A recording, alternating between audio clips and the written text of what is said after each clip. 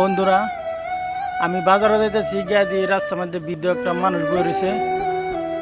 ওষুধ আনবার লাগে 2-3 জন কইছে, কেউ আইনা দিছে না, পরে আমারে কইছে, পরে আমি বাজার থেকে গিয়ে বড়িটা আইনা দিলাম।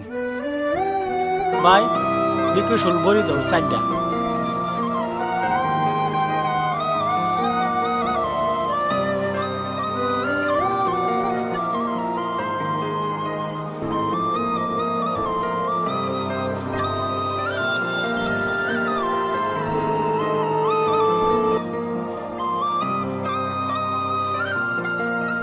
তখন আমি আয়া দেরি, মানুষটা বাড়িত নাই, ওষুধটি আনলাম। কই আছে বিচারে দেখতাছি।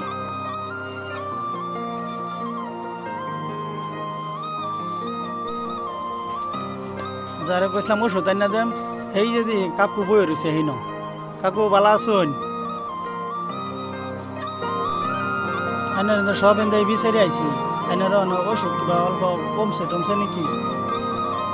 হ্যাঁ, আইনে কইসুন জন আইনে লাগে বড়ি আনলাম। যদি আরো কিবা লাগে তারপরে পরে কইছেন।